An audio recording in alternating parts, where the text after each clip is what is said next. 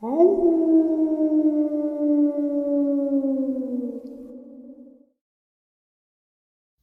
greetings and salutations, everyone. I hope everyone is still doing well, and welcome to this end of the night bonus upload. Before we jump into it, a couple quick links. As many of you know, I rely on Patreon, PayPal, channel membership, and the merch to help the channel to continue to grow and go. Links to Patreon, PayPal, and channel membership is in the description below. Merch displayed directly under the video. Also, Dogman, Frightening Encounters, Volume 1 through 3, the audiobook versions. They were written and researched by Tom Lyons, narrated and produced by me, Jeff Nadolny. Those audiobooks are available on Audible, Amazon, and iTunes, links to which are also in the description as well. And finally, last but definitely not least, if you'd really like to help support the channel to continue to grow and go, simply subscribe. It does not cost a cent. Click that like button. It takes half a second. If you don't want to miss out on any of the informative uploads that I put out daily, click the bell icon. And folks, please leave a comment and share the video. Why? Because all of these things, they really do help this channel to continue to grow and go. They definitely do matter, and they are appreciated. And with that, I have taken far too much of your time. Let's jump in to this night-ending bonus upload, shall we? In 1998, I was 37 years old. I had been working with the Forest Department for about 12 years. There was a fire in the Appalachian National Forest that summer. The Bradwell Bay area was on fire when all of this occurred. The fire was raging really bad at that point, and we didn't know if we'd ever get it out. That morning, I reported to the command center on Helengard Station Road to get briefed on what I'd be doing that day. Me and another guy were given the task of driving around looking for animals along the road of the Bradwell Bay area. Animals would make it to the road and usually fall out if they were injured or had really bad smoke inhalation. Our job was to pick them up and take them to the vets at the command center. The vets would treat them and on some occasions euthanize the ones that wouldn't make it. So we're driving around the area heading south, doing about 45 miles an hour. Definitely faster than I should have been driving. I was talking to my partner and didn't realize how fast I was going when all of a sudden we see this black figure run out of the woods on all fours. It ran right up underneath my driver's side tire. I hit the animal with both the front and back tires. I was driving a 95 Dodge Ram 4x4, so I knew at that speed I had killed it. Immediately, we thought it was a bear, so we got out to pick the bear up and put it in the bed of the truck. And upon further investigation, we realized what we had hit was not a bear at all. It was a creature neither one of us had ever seen. It was about 6 feet tall. It had legs, kneecaps, and had feet just like you and I. The arms hung to about its knee. One arm, a matter of fact, was down by its knee. The other one was up over its head. I had run the creature over under its right underarm, across the shoulder blade, and over the back of its neck. The creature was covered in hair, about 3 to 5 inches long on its arms, legs, and neck. The hair on the back, ribs, and chest was much shorter. The muscle definition on this creature was phenomenal. It looked like a prize fighter, or one of those guys you'd see in the UFC. We flipped it over. The jaw was broken from where I had hit it with the truck. I could see, though, that it had a protruding snout, much like that of a baboon. Or what you'd think a werewolf would look like. It had eyes just like us. The thing looked a lot like a chimpanzee, as a matter of fact. We quickly radioed into the command center, and they sent 2 FWC officials out to our location. Within 15 minutes, the FWC officials arrived, and they told us they had never seen anything like it. So we all picked the creature up and loaded it into the back of the truck. The animal weighed about 300 to 400 pounds, which is a lot of dead weight. They told us they would figure out what it was and let us know. So we had been contacted by the command center at this point, and they told us to come back and make a statement about what we had seen. So we show up at the command center, and immediately we are brought to the back room, where we were to fill out an incident report. We were about 10 minutes into the incident report when we were asked to stop and wait. There were some people coming to see us. Within about 30 to 45 minutes, 2 government officials show up. They walked us out to a vehicle. They were asking where we ran over the thing.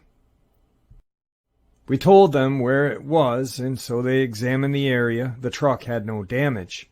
There was a black steel bumper on the front, and the creature had hit the bottom of that, and the tires took care of the rest.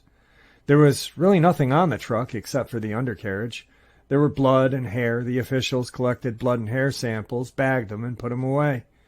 Next, they asked us if we would get into the vehicle they came in and take them to the location where we had run this creature over at. So we compiled and got into the vehicle and left with the gentleman. It was a rather quiet ride back to the spot. They didn't say much at all except for a couple of exchanges with each other. We showed up at the spot and walked them through what had happened. Then all of a sudden one of the guys, I'm guessing the guy in charge, turns and looks at us and says, "Congratulations, fellas. You ran over a bear." I said, "Sir, that was no bear that we hit." He quickly interrupted me with, "You do not understand. He ran over a bear." He then said that every time I told anybody about this, that I had run over a bear, I was never to speak a word about what we had actually hit, that I could face criminal charges. My whole retirement would go away. They said I'd lose my job, they'd slander me and make me look like a fool. So I looked at my partner, and we had no choice but to comply. On the ride back, it kind of struck me as odd that this was an actual government cover-up. They knew what this thing was that we had really hit. They had seen them before, and now they were in possession of the body. For some reason, they didn't want anyone to know, and they were going to great lengths to keep it under wraps. The main reason I'm sharing this story is I'm hoping one of the 3 other people, my partner and the 2 FWC officials, will come forward. I figured it's a lot harder to silence 4 people than just 1. People need to know these things are out there and that they are real. Today's second encounter. Weird things happen in the Appalachian Mountains. They are as old as time itself, and people have lived there will be the first to tell you. It can be otherworldly, and sometimes you just have to turn a blind eye for your own sanity. Or just be like, yep, this is how it is. I grew up in a small town outside of Pisgah National Forest. Lots of waterfalls, great hikes, beautiful views. It's an amazing place to be, especially in the summer. But what happened to me was in the dead of winter when I was about 17 years old. Before I share this, let me preface by saying that at the time, I had just gotten my very first prescription glasses and was still not used to keeping them on 24/7.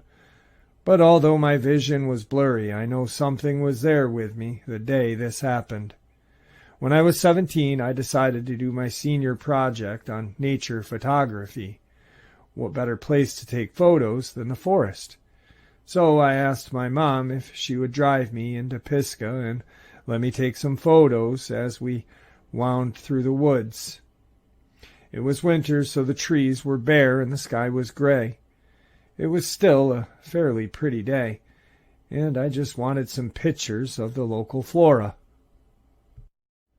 So my mom pulls over and lets me out, and I walk down a trail I had been down 100 times. After a short walk through the woods, you'd end up at a riverbank, a great swimming hole in the summer. And the way the bank curved, you could walk along the little stony shore a little ways past the trail. Mind you, I was wearing a bright orange raincoat, so I was incredibly visible. So I'm crouched down to take a picture of a cool old-ass railroad spike that had been sticking out of the earth for years, and all of a sudden I realized there's no noise. It was silent, no birds chirping, no nature sound, nothing. It's like I didn't even hear the sound of the water flowing. As this is happening, I suddenly realize exactly how visible and vulnerable I am. If you've ever experienced the primal sort of fear, you know what I'm talking about. It was like alarm bells went off in my head going, danger, danger. As I'm sitting there with this feeling washing over me, I start to hear crunching footsteps. Again, the trees were bare, so there wasn't any foliage to block any view. The footsteps that I heard sounded like 2 feet getting closer and closer to the river from the opposite side of the bank that I was watching closely. I couldn't move. Whatever I saw was all gray and not human, but tall and appeared to be on 2 legs. It was getting closer and closer, and right as it was about to reach the river bank, I snapped out of my trance and turned and hightailed it out of there. I had never been more scared or ran as fast in my life.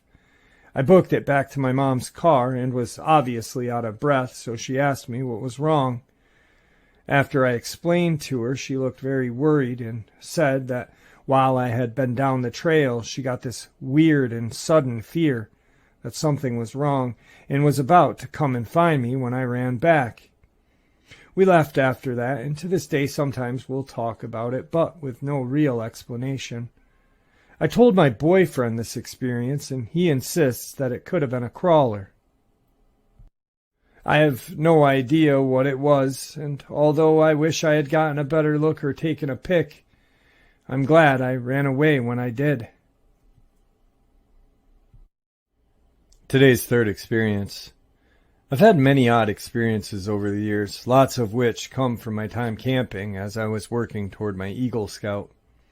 I've spent extensive amounts of time in national parks and in the bush solo. These are places I generally feel comfortable in, but some of my experiences creep me out so much to this day that it deters me from solo adventures. I'm still an avid outdoorsman, but I'm also very cautious. This particular event occurred in about 2007 in Gila Wilderness, Gila National Forest in New Mexico. I'm from New Mexico and was raised in Roswell, so this is an area I've visited several times prior without major incident. On this particular trip, I was with a group of about 10 other people. We were 2 days into our trek with several more to go. For those who are not familiar with Gila, it's a stunningly beautiful area with trails that follow a winding river that carves beautifully through a canyon. There are high cliff sides jutting up hundreds of feet through some parts of the canyon in dense brush.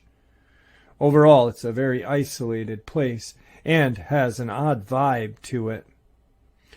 I've always associated that with the fact that it's an area with ancient Native American history dating back to at least 9600 BC that I know of, or maybe even further. Lots of crazy stuff has happened over the years there for sure. It has a compelling history. On this particular night, we were camped in an area where the river makes a U-shape as it wraps through the canyon. It was a fun day, and I had even managed to catch some trout that I ate for dinner. Right around dusk, I needed to relieve myself, so I wandered away from our camp into what I would describe as a ravine, or an arroyo where floodwaters drain into the river. There was dense brush and high-sloping banks on either side. All in all, it seemed like a good place to go to the John at the time. I made my way up the ravine, and thinking back on it, I walked an unreasonable distance from camp, which I found strange, as if I kept walking almost absent-mindedly, or was drawn further in, which is not my norm. As a preface, there is something I think many here are familiar with that is known as the silence.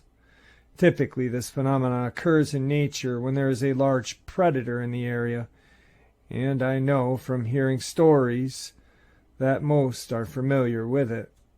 Anyway, about halfway through dropping a wilderness deuce, I noticed it was eerily quiet, and I knew something was very wrong.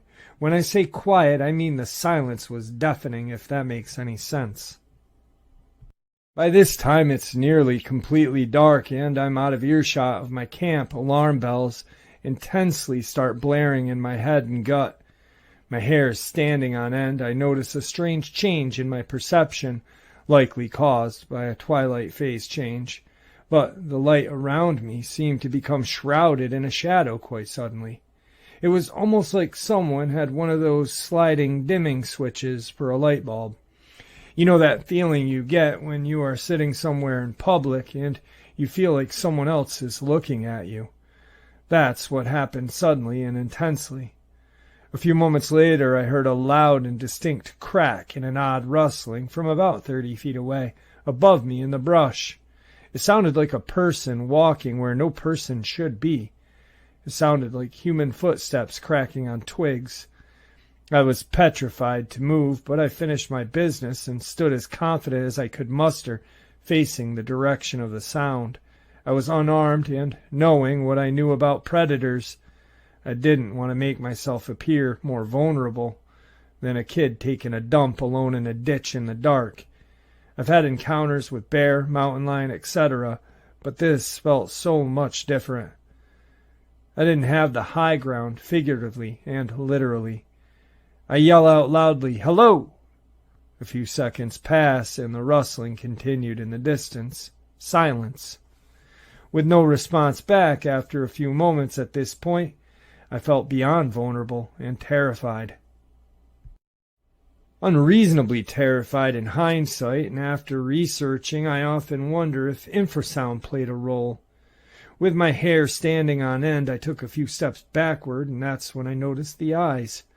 About 20 feet away above the bank of the ditch was a pair of eyes staring directly at me.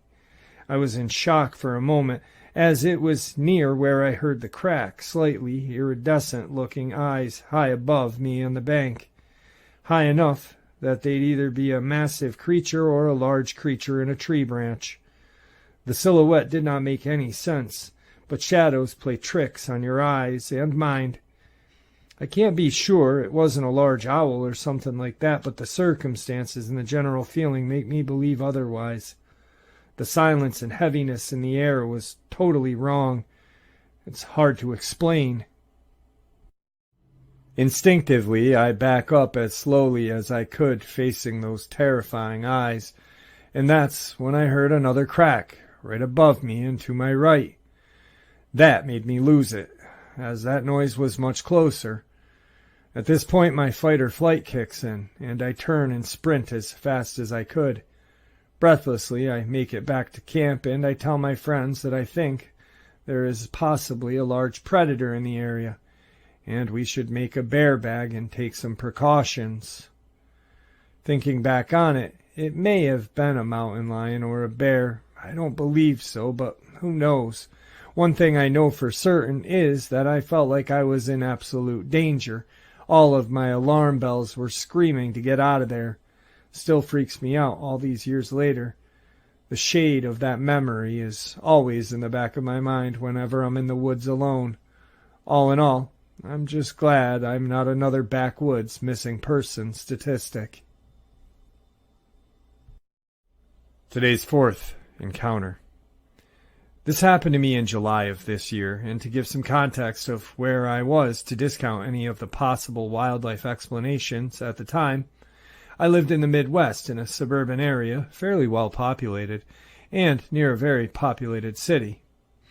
There was nowhere that could be considered rural within at least a 40-mile radius. So anyway, to start the experience, it was late at night. I was hanging out with my golden retriever, Leo, who was just turning a year in a couple of weeks at the time. I was just watching YouTube in my room while he lay on the floor next to me. It was 12:30-ish, and I was ready for bed, so I had to take him out before we both went to sleep. So I got him on his leash, and off we went outside. My family and I lived in a large apartment complex.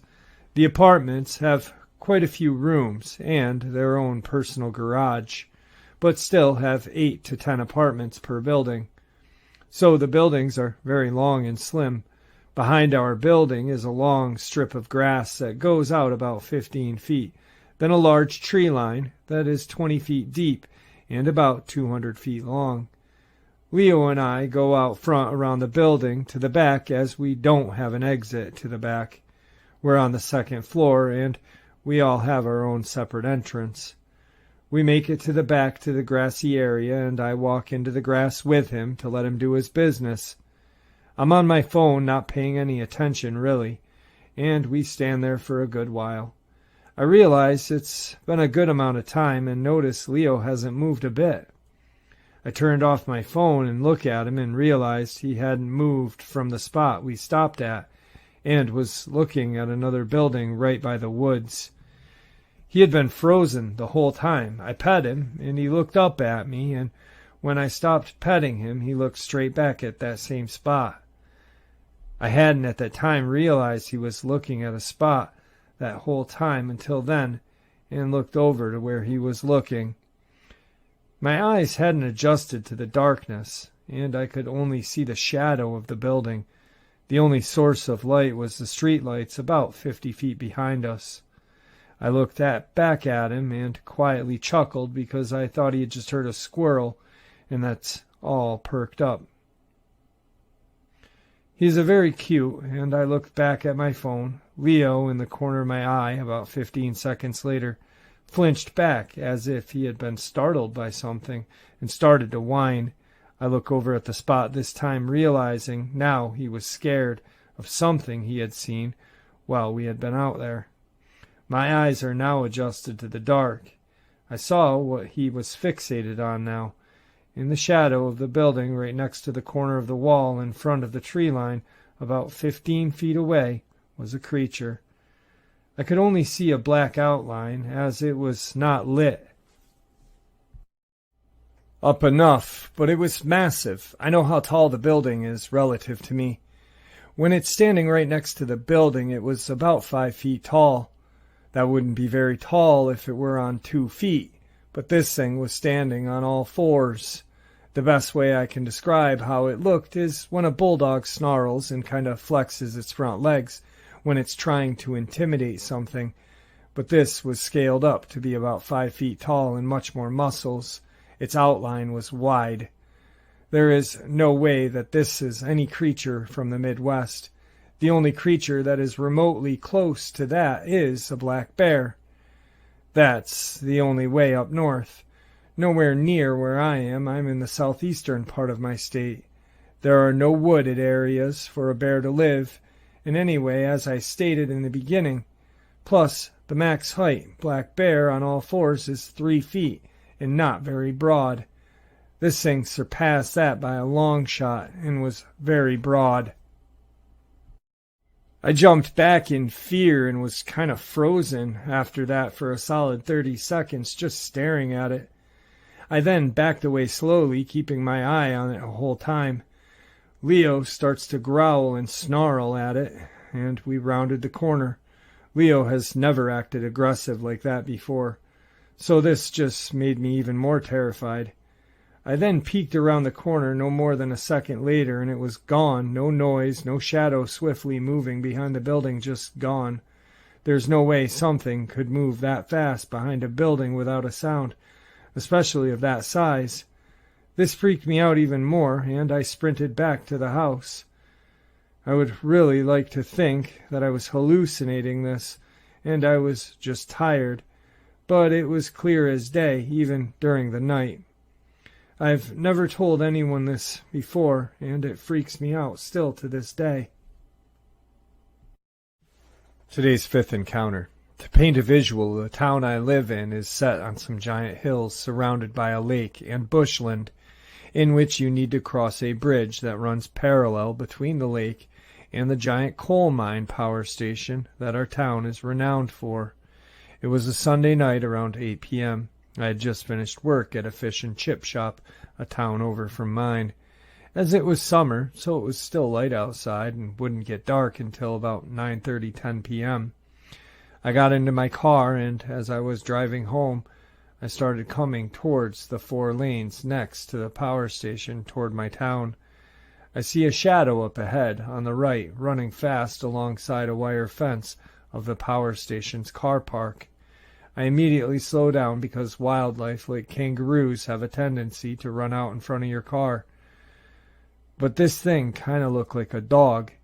I thought at first, I remember thinking, what is a dog doing all the way out here? Then, as it comes closer, it's running on all fours, kind of like a gallop, straight toward my car. Then it diagonally leaps, crossing 2 lanes leading out of town, and on the 2 lanes in front of me. I could now see this thing clearly. It was not a dog. It was so much bigger than a dog. This creature had the exact face and head shape of a dog, but no fur instead. It was like extremely pale human skin. This thing was so close to my car I could see giant blue veins down its body to its long tail, as well as every joint moving in its legs as it ran.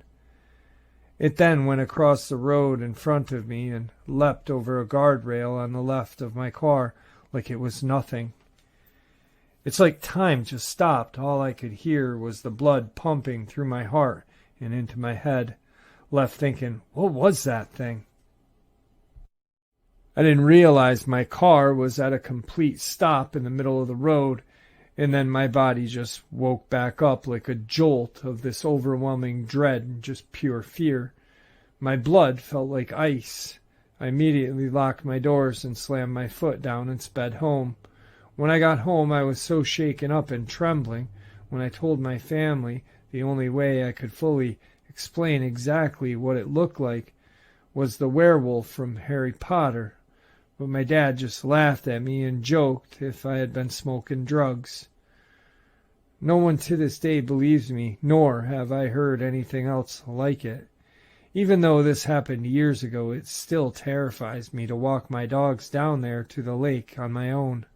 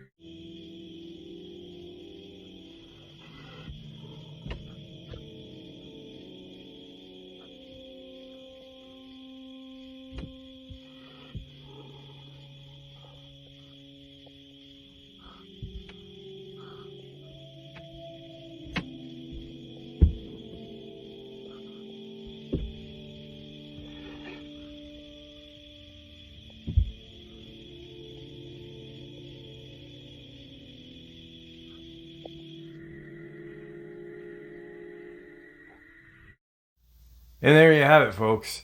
Not really sure what I think about that video. See, the thing that I was thinking when I first saw it, like many people when they first saw it, were thinking possibly large cat, feline, bipedal cryptid. Some people I know probably thought Dogman. But I thought about it a little more and I was like, how do we know this video is where, we assume that it's from America. Maybe that assumption is wrong. Maybe it's from Africa and that vehicle is like a safari vehicle out at night and just so happens a tiger walks by.